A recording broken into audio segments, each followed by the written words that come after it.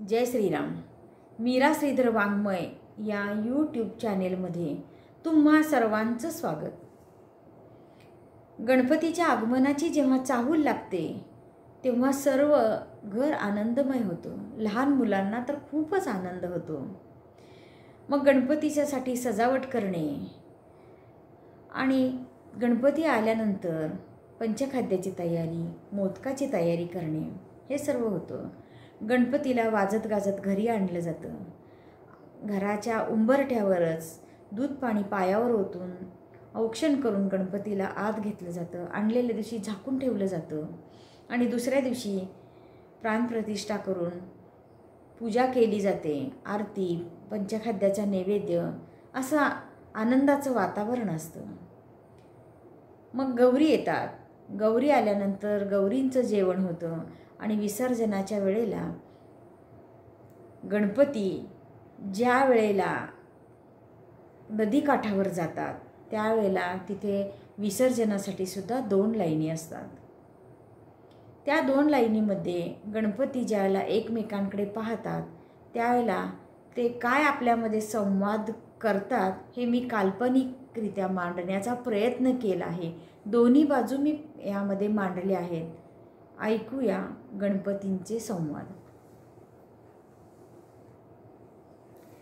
कृष्णाकाठ दिव्यांच्या उजेडात चमचमत होता. कृष्णाकाठ दिव्यांच्या उजेडात चमचमत होता. माणसांची गर्दी, आरतीचे आवाज, घंटीचा आवाज, धूप उदबत्तीचा सुगंध सुटला होता. मोठे मोठे गणपती सुद्धा आले होते. ते एकीकडे विसर्जनासाठी होते आणि छोटे गणपती एकीकडे विसर्जनासाठी होते. विसर्जनासाठी लाईन लागली होती.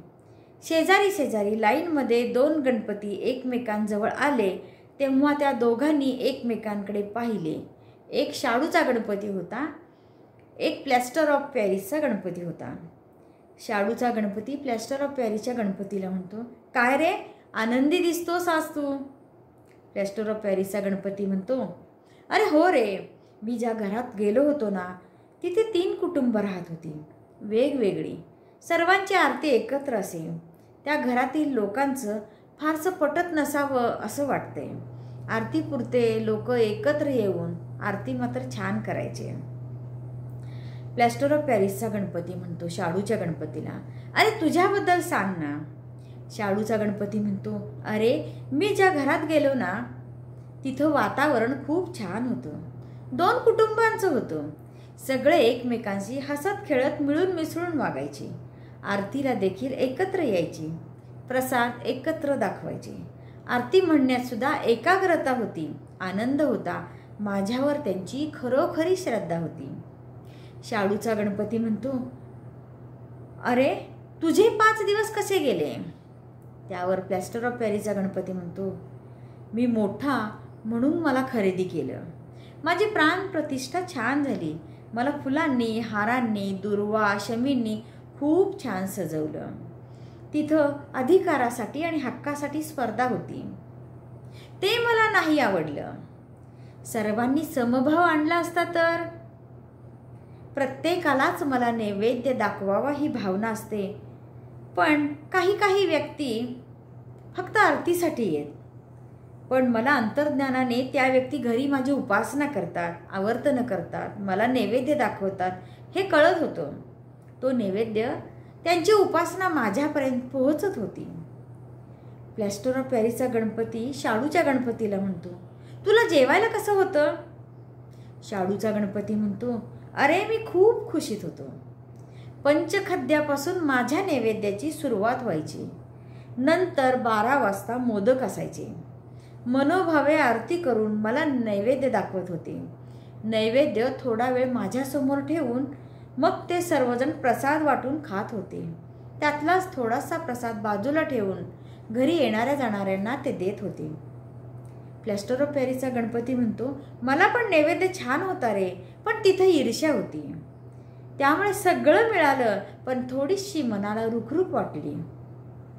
अरे नैवेद्यात काही कमी जास्त नसतं रे.